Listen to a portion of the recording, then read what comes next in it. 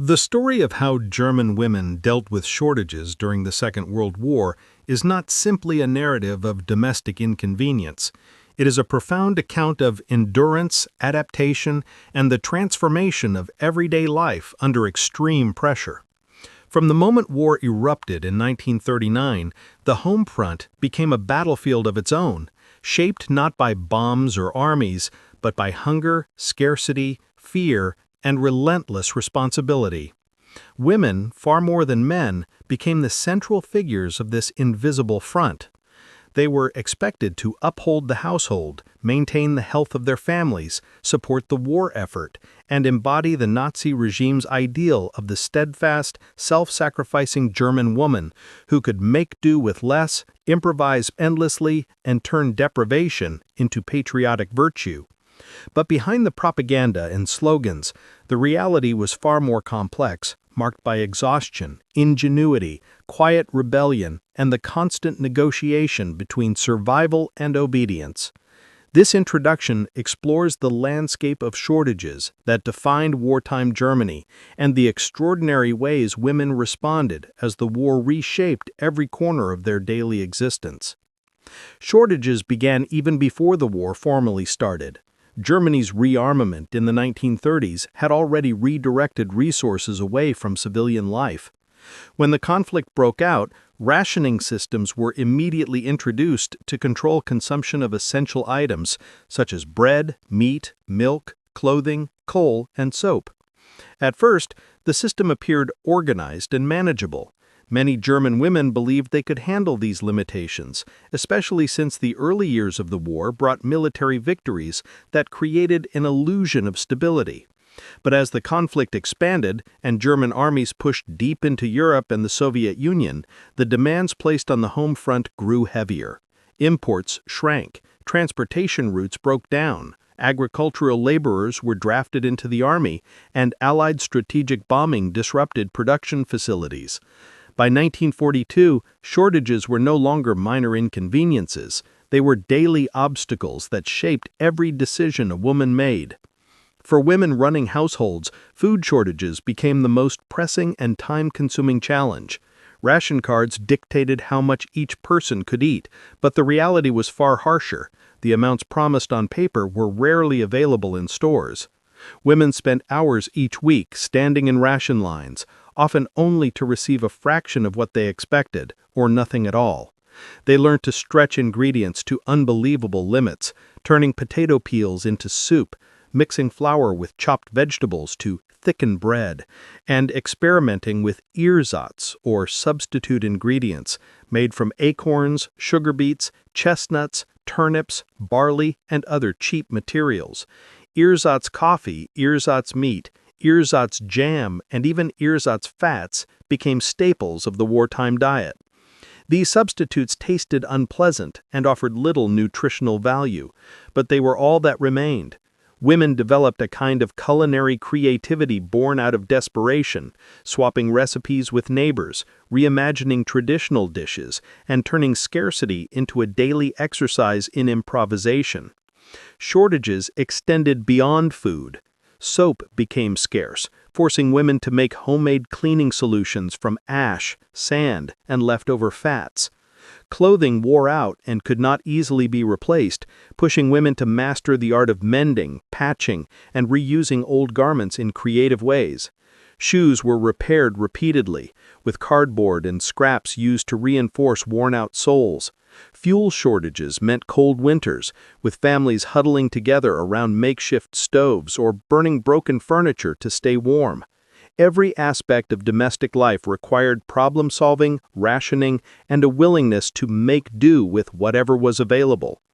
Through all this, women's labor, physical and emotional, became the foundation upon which civilian survival depended. Yet shortages did not simply force women to adapt. They reshaped the entire social fabric of wartime Germany. Ration shops, community kitchens, air raid shelters, and neighborhood courtyards became microcenters of communal life where women gathered, shared information, exchanged resources, and supported one another. These spaces provided more than food. They became places for emotional connection, where women could vent frustrations, mourn losses, trade tips, and sometimes quietly criticize the regime that had placed such extraordinary burdens upon them. While Nazi propaganda attempted to use these gatherings to reinforce loyalty and discipline, women often transformed them into sites of solidarity and mutual assistance. In times of crisis, community became a lifeline, yet also a space marked by tension and scrutiny, as the state encouraged citizens to monitor one another for signs of disobedience or defeatism. Bartering and black market trade became essential survival strategies as shortages deepened. Official rationing systems simply could not meet the population's needs, especially in heavily bombed cities. Women traded clothing for food, provided household services in exchange for coal, or exchanged homemade goods for scarce essentials. Trips to the countryside, known as Hamsterfahrten, became common, with women carrying baskets, bags, or push carts to barter with farmers. Though these activities were often technically illegal, they were widely tolerated because everyone understood that survival depended on them. Women who had never expected to break rules or challenge authority found themselves regularly engaging in quiet forms of resistance, not political rebellion, but the refusal to let their families starve or freeze. As the war progressed and Allied bombing intensified, shortages grew catastrophic. Warehouses burned, transportation systems collapsed, and the rationing bureaucracy disintegrated under chaos. Cities faced not only hunger, but homelessness, displacement, and trauma. Women took on new roles during these crises, organizing emergency shelter spaces, salvaging materials from rubble, protecting children during raids, administering first aid, and rebuilding damaged homes as best as possible with whatever tools remained. The emotional burden was immense. In many families, husbands were dead, missing, or prisoners of war, leaving women as the only caregivers and decision-makers. They were forced to balance fear for their own safety with the pressure to maintain some sense of normalcy for their children. A mother's ability to comfort, reassure, and calm became as important as her ability to find food or repair clothing. Psychologically, the strain of shortages was profound.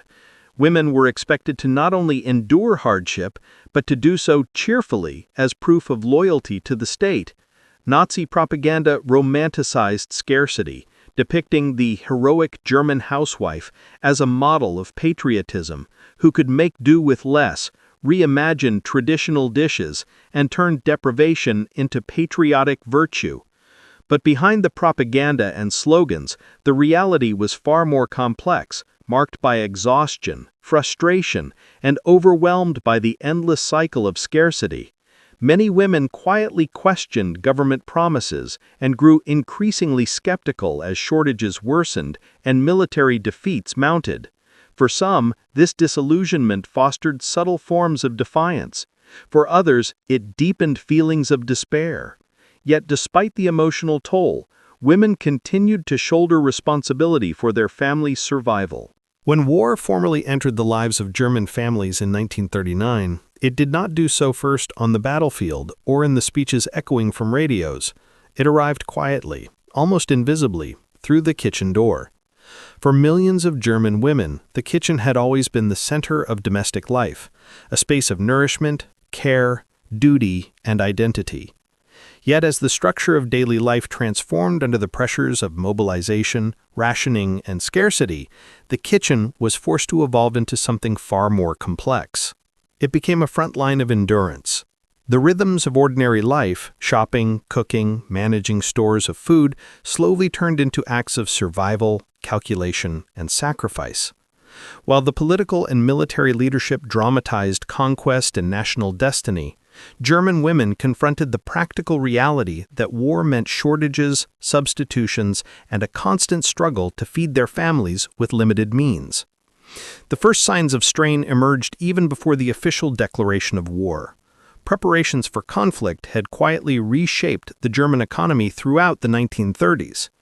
Resources such as fats, grains, and imported goods had been redirected into military stockpiles long before civilians were aware of it. When women visited shops in late 1938 and early 1939, they found that certain products appeared inconsistently.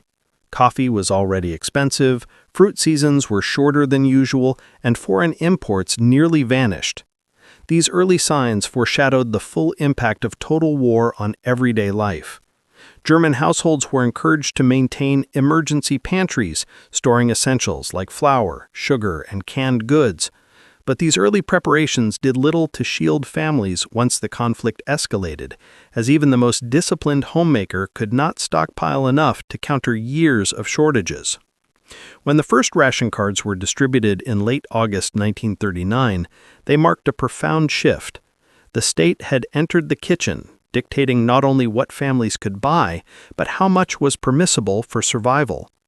Every item became quantifiable: grams of butter, weekly allowances of meat, limited scoops of sugar. Women lined up at distribution centers, holding their cards like passports to a shrinking world of food availability.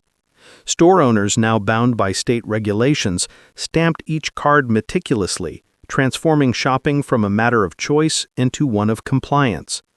Gone were the days of browsing, comparing quality, or selecting preferred cuts of meat. Instead, women were confronted with ration-based offerings that dwindled as the war intensified. Even basic staples such as bread and potatoes, once the foundation of German diets, became unpredictable in supply. As shortages deepened, kitchens transformed from domestic centers of comfort to laboratories of improvisation. Women learned to stretch ingredients far beyond their typical uses. A piece of butter had to last a week, a handful of vegetables manufactured into an entire meal. Cookbooks issued by Nazi women's organizations instructed households on how to maximize every crumb, offering recipes that relied less on flavor and more on efficiency. Soups became thinner, bread recipes expanded with fillers, and desserts became luxuries of memory rather than practice.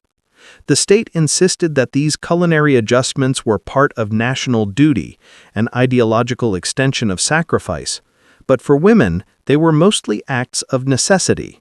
Feeding a family was no longer a matter of routine skill, it became a daily test of ingenuity. The emotional strain was profound. Mealtime had long been a symbol of unity, a daily ritual in which families gathered, talked, and experienced comfort. But as scarcity became normal, the atmosphere around the table changed. Mothers often reduced their own portions so children could have more. Some women ate leftovers or skipped meals entirely, hiding their own hunger behind assurances that they had already eaten earlier.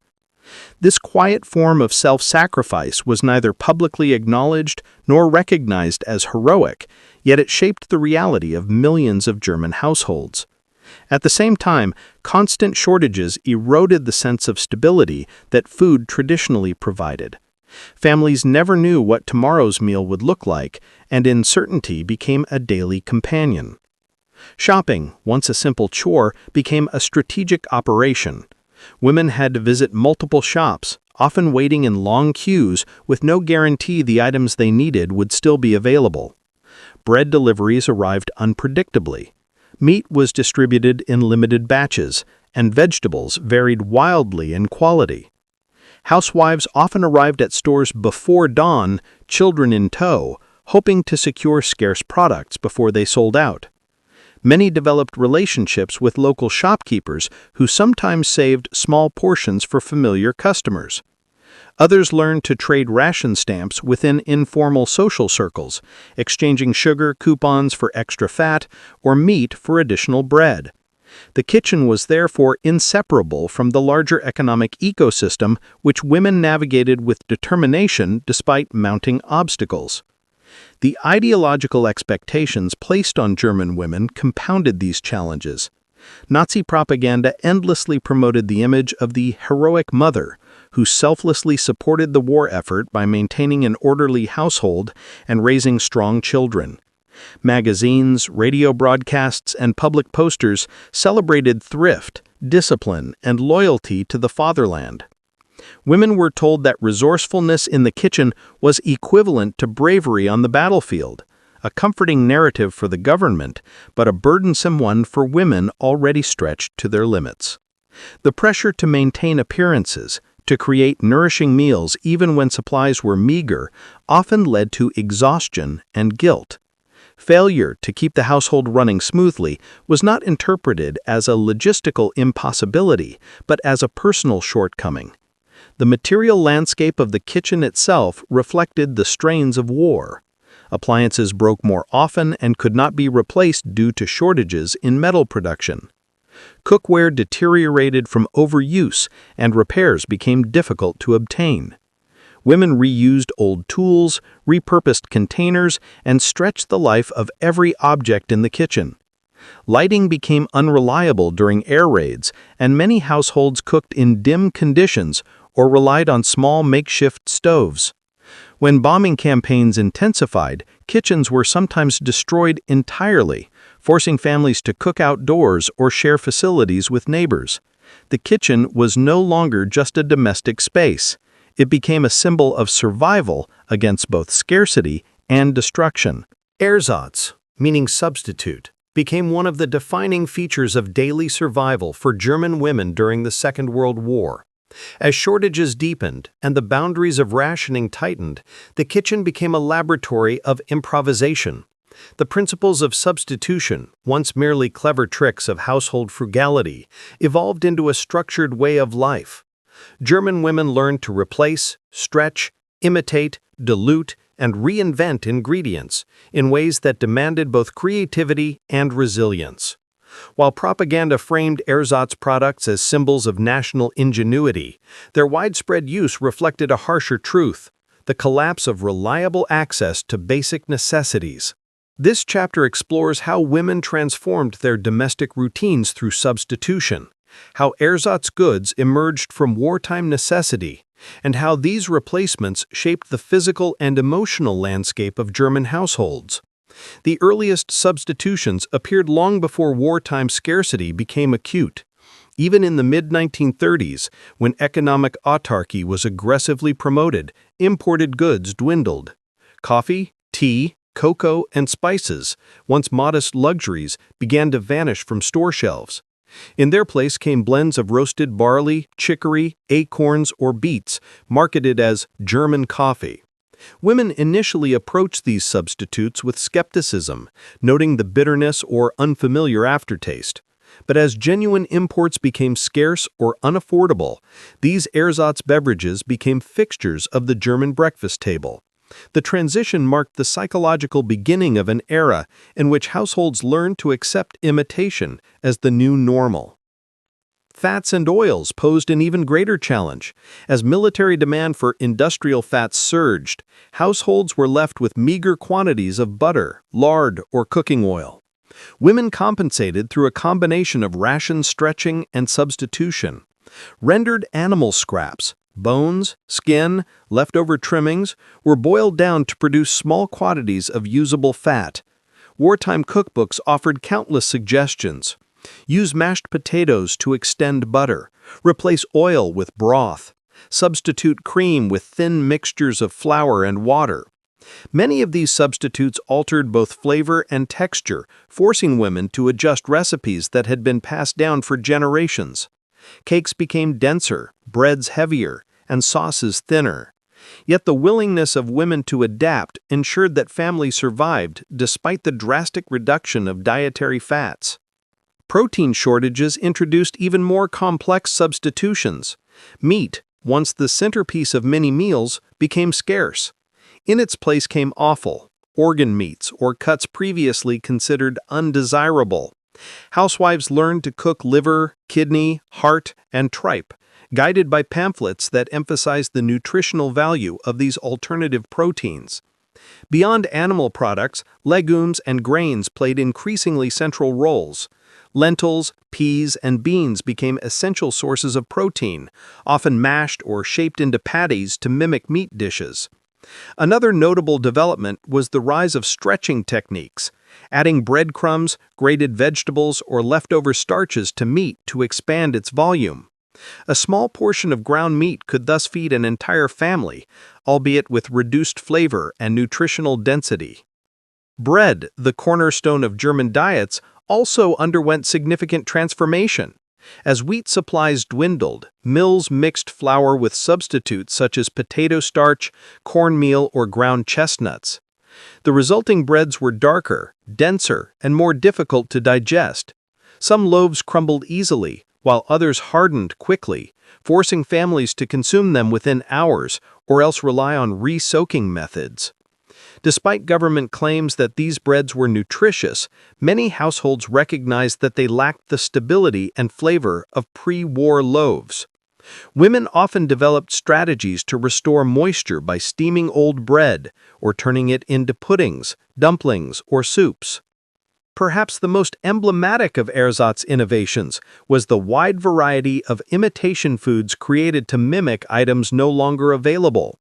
Cheese substitutes made from curdled skim milk or even mashed vegetables appeared in stores. Jams were stretched with root vegetables or flavored with artificial essences to mimic fruit varieties. Cocoa powder was replaced by roasted grains mixed with sweeteners. Women learned to create sweets using mixtures of carrots, beets, or artificial syrups, transforming unlikely ingredients into desserts that children could enjoy.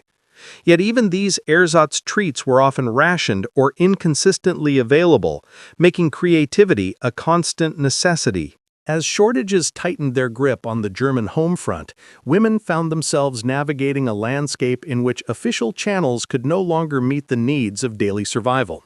Ration cards, which once symbolized stability and state order, increasingly failed to guarantee access to essential goods. With shelves emptying faster than supplies arrived, German women began to rely on informal systems of exchange, bartering, quiet trade networks, and the shadowy underworld of the black market. These systems were not merely economic alternatives, they became lifelines, and in subtle but significant ways, forms of resistance against a system that demanded sacrifice without providing security. This chapter explores how German women moved beyond official restrictions, the risks they faced, and how these survival strategies challenged state control in ways both visible and hidden. Bartering emerged first as a natural response to scarcity. When ration coupons could not secure a needed item, women turned to neighbors, relatives, and acquaintances to fill the gaps. Every household had shortages that differed. One had extra potatoes but needed soap. Another had access to eggs but lacked flour. Another struggled to find infant formula but had surplus vegetables. Bartering became a social negotiation grounded in relationships and trust. Women often carried baskets filled with small tradable goods, moving through neighborhoods in search of those willing to exchange. The value of items fluctuated constantly based on availability, season, and urgency. A bar of soap in winter could carry greater value than a similar item in summer. And coffee substitutes often became high-demand currency among households dependent on caffeine to maintain a sense of normalcy. These exchanges extended beyond food. Clothing, sewing materials, medicine, children's shoes, and fuel all became part of bartering networks. Women who possessed specialized skills, sewing, mending food, cutting hair, used them as barter assets.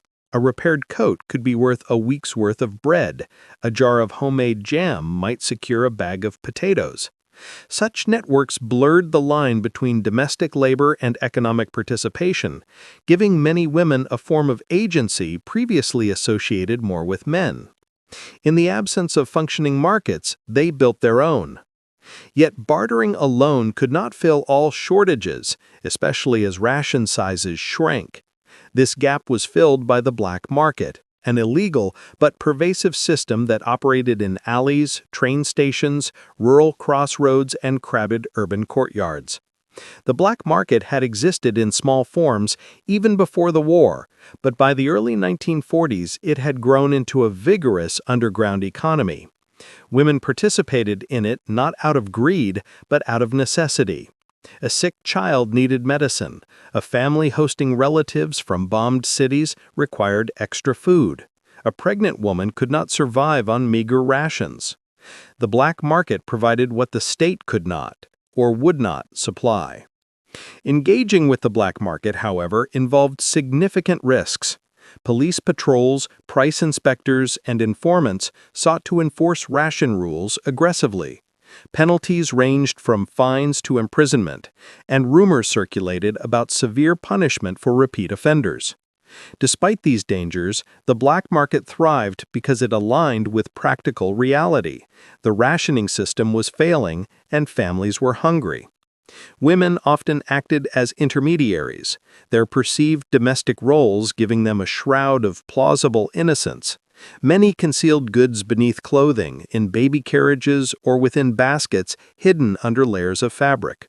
Train travel became a major artery of illicit trade.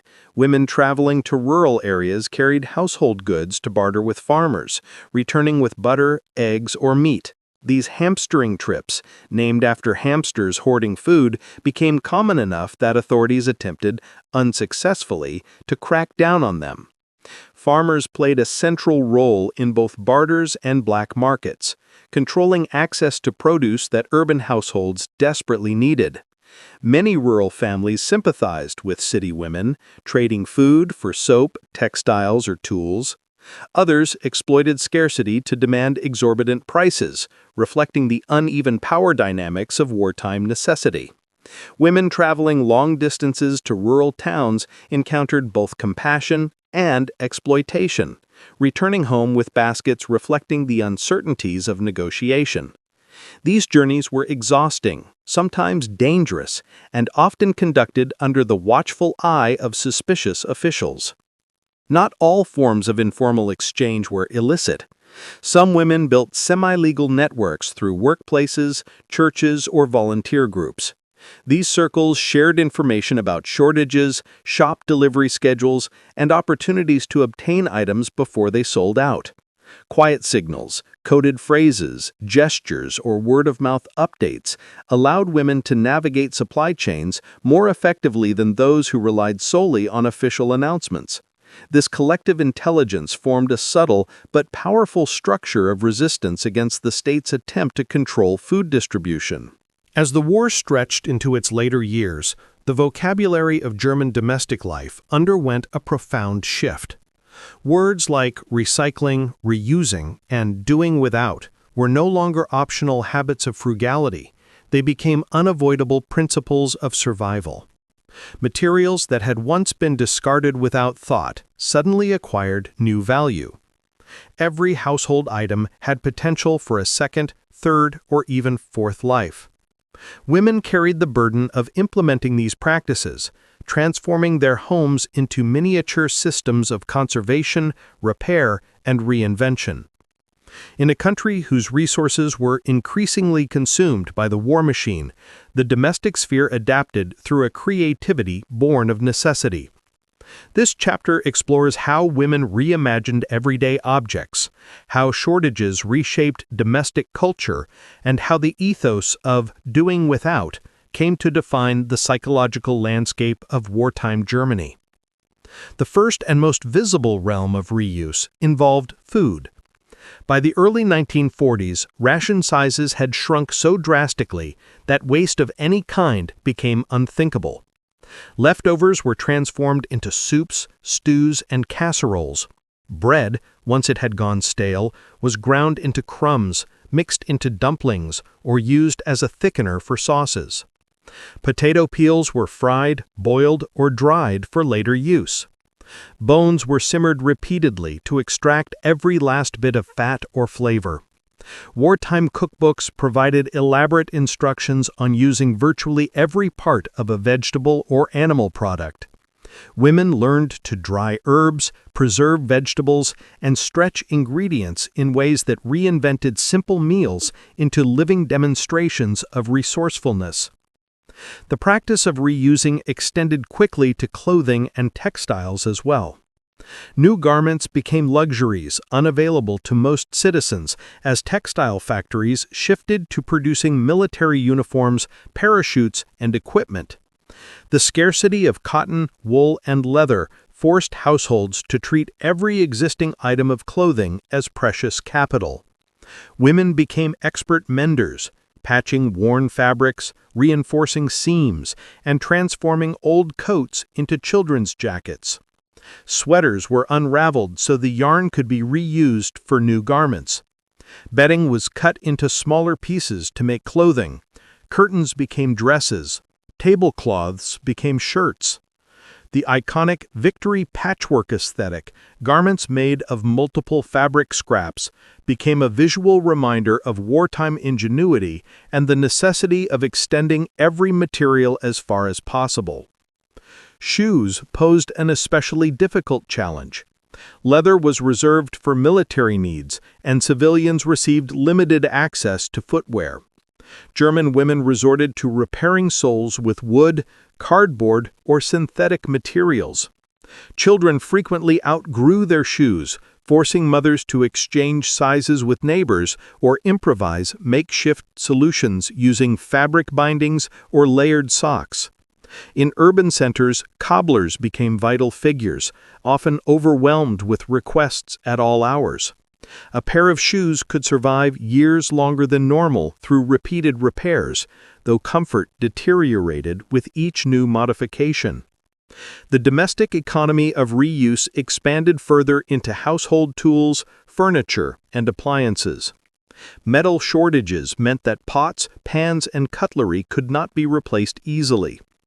When handles broke, women refashioned new ones from wood. Enamel cookware with chipped surfaces was patched, sanded down, or used for less demanding tasks. Broken furniture was reinforced with makeshift supports. Damaged chairs became stools. Tablecloths became shelves. Creativity turned into a practical skill set that defined the wartime homemaker, the ability to repair anything, repurpose everything, and discard nothing. Recycling also became an institutionalized practice, encouraged and often demanded by the state. Collection drives for metal, paper, rubber, textiles, and bones became routine events. Women and children were expected to gather scraps for recycling depots, where materials would be converted into war-related supplies.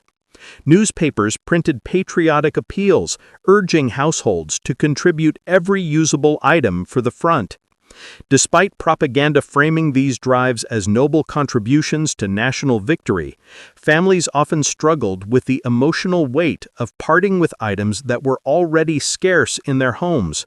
Children surrendered toys made of metal or rubber. Women parted with old pots or sentimental keepsakes. The ideology of sacrifice permeated even the smallest objects. Yet even with these practices, shortages intensified. The concept of doing without, the final stage of wartime deprivation, became increasingly common. Certain goods disappeared entirely from daily life. Women learned to function without staples such as sugar, fresh fruit, reliable soap, or consistent heating fuel. They adapted to washing clothes in cold water when coal was scarce, or cleaning dishes with sand, ashes, or improvised detergents. Personal grooming changed dramatically. Women diluted shampoo, cut hair shorter to conserve soap, and used homemade perfumes from herbs or flower petals when commercial products vanished. German women navigated wartime scarcity, not only as individuals, but as members of a collective bound by shared expectations, ideological pressure, and mutual dependency. As shortages deepened, the rhythms of daily life increasingly depended on networks of community support, formal and informal, imposed and voluntary. Women became the central axis of these networks, maintaining households, ration lines, and neighborhood survival strategies. Their emotional labor, resourcefulness, and social resilience sustained entire districts even as the war's demands expanded and state authority tightened. Community in wartime Germany cannot be understood simply as a harmonious structure. It was a complex intersection of solidarity, conformity, pressure, and quiet negotiation. Women were expected to embody the Nazi ideal of disciplined sacrifice, yet they also used the same community ties to soften hardship, exchange resources, and create spaces of shared understanding. Community kitchens, air raid shelters, neighborhood courtyards, and even ration queues evolved into emotional and logistical centers where women navigated the tension between state expectations and lived reality. Solidarity took many forms. Some women organized child care rotations for those who spent long hours in factories or stood in ration lines. Others shared recipes for stretching scarce ingredients or pooled resources to prepare communal meals. Still others offered emotional refuge to neighbors grieving lost family members or exhausted by shortages. This solidarity, however, was never entirely free of strain. The state encouraged women to monitor one another for loyalty and compliance, transforming community into both a support network and a surveillance environment. Expectation weighed heavily on every woman. The Nazi regime promoted the notion that a good German woman should embrace hardship as a patriotic duty, managing the home front with unwavering discipline. Posters and radio broadcasts celebrated the Hausfrau who could feed her family with almost nothing, transforming deprivation into a measure of ideological virtue. Yet behind the facade, women struggled with exhaustion, frustration, and the psychological burden of constant improvisation. Community helped distribute these pressures, but it also reinforced them by normalizing silent endurance. Despite the pressures, many women found ways to redefine community as a shared human effort rather than an instrument of state control. They protected one another from hunger by exchanging leftover ingredients, supported vulnerable neighbors, and created informal networks that eased the harshness of rationing rules. Others resisted in subtle ways, ignoring minor ration violations, quietly helping families of soldiers, or turning communal gatherings into spaces where truth could be spoken away from official propaganda. As the war progressed and conditions worsened, community bonds became even more essential. Bombing raids destroyed homes, rationing tightened, and public services collapsed. In this deteriorating environment, women organized collective cleanup efforts, shared shelter spaces, and extended support to displaced families. Community was no longer simply a social structure, but a mechanism of survival. Yet the burden remained immense, with women carrying emotional, physical, and logistical responsibilities that expanded far beyond pre-war expectations. By the war's final months, solidarity had transformed into a fragile but vital framework holding neighborhoods together as the state apparatus disintegrated. Women's roles in maintaining community life, feeding families, caring for the injured, preserving morale, and distributing scarce resources demonstrated not only resilience, but the profound social labor that made everyday survival possible. Chapter 5 shows that community in wartime Germany was not merely a backdrop, but a dynamic, living system shaped by women's creativity, sacrifice, and quiet defiance, reflecting the most human response to an inhuman era. The most emotionally and physically demanding phases of German women's wartime experience, the final years of the conflict, when shortages became catastrophic and the home front collapsed under relentless bombardment, hunger, and fear. By 1943-45, survival required not only resilience, but a level of adaptation far beyond anything women had been prepared for. Families were scattered, cities shattered, and the Nazi state increasingly incapable of supplying even basic necessities.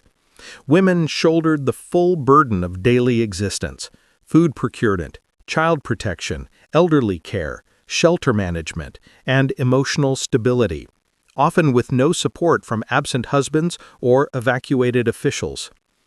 Adaptation in these years was not a single act, but a continuous process forced upon women by circumstances that changed weekly, even daily. Food became the central struggle. Rations dwindled to starvation levels, queues stretched for hours, and staples disappeared entirely. Women improvised constantly, grinding acorns into flour, boiling weeds for soup, stretching meager ingredients into thin portions to keep children alive. In rural regions, women relied on gardens, foraging, and occasional exchanges with farmers, while in cities they learned to navigate ruined streets, bombed supply depots, and unpredictable ration distributions. Bombing raids transformed routines into unpredictable chaos. Air raid sirens became a daily soundtrack, forcing families into basements or communal shelters at all hours. Women prepared emergency kits, documents, clothes, small food stores that could be grabbed in seconds. They guided children through smoke-filled stairwells, comforted neighbors during explosions, and helped rescue survivors from collapsed buildings.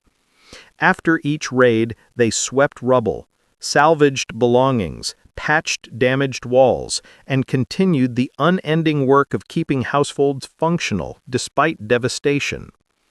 Displacement was another defining challenge.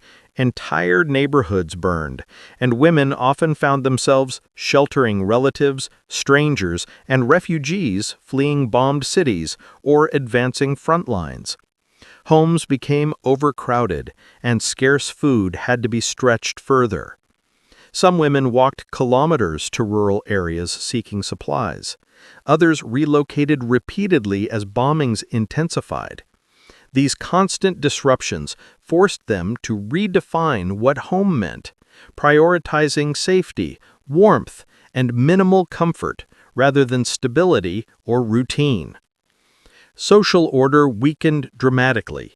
Black markets thrived, ration cards were forged, and bartering became essential. Women exchanged clothing, labor, or handmade goods for potatoes, flour, or firewood. Moral boundaries shifted out of necessity. Survival took precedence over ideology. Even those who had avoided the black market were eventually drawn in when legal channels failed completely. In these final years, women became experts in quiet negotiation, balancing risk, trust, and desperation in every transaction. Fuel shortages were severe. Winters became battles against cold, with women burning broken furniture, scavenged wood, or debris to heat small corners of their homes. They insulated windows with rags, slept in layers of clothing, and kept children close to conserve warmth. Water supplies were disrupted, forcing women to carry heavy buckets from communal pumps or melted snow when pipes froze or were destroyed by bombs. Emotional survival required as much strength as physical endurance. With husbands dead, missing, or imprisoned, women became sole decision-makers for their families. They hid fear from their children, maintained daily rituals to preserve a sense of normalcy, and supported grieving neighbors. Communities in these years became looser but more emotionally intense. Shared trauma created bonds, even as shortages strained patience. Women often formed informal support circles to share childcare, meals, or simply companionship during long nights in shelters. As front lines approached German territory, fear escalated. Women faced evacuations, chaos on train platforms, and the constant challenge of protecting children from military violence. Many fled with only the possessions they could carry, walking vast distances or riding overcrowded trains under bombardment. Survival became a test of endurance, intuition, and quick decision-making. By 1945, the strain had pushed women to the limits of human resilience. Yet it was often their organization, resourcefulness, and quiet leadership that allowed families and communities to endure the final months of the war. Whether patching bombed homes, finding scraps of food, or holding families together emotionally, women became the backbone of civilian survival. Their adaptation was not heroic in the traditional sense. It was practical, constant, and born of necessity, representing an extraordinary response to extraordinary suffering. When the war ended, women emerged exhausted but indispensable. They had maintained life amid collapse, preserving a sense of humanity in circumstances that stripped away comfort, security, and certainty. Chapter 6 stands as a testament to their endurance, a portrait of survival shaped by courage, improvisation, and the relentless determination to protect their families against all odds.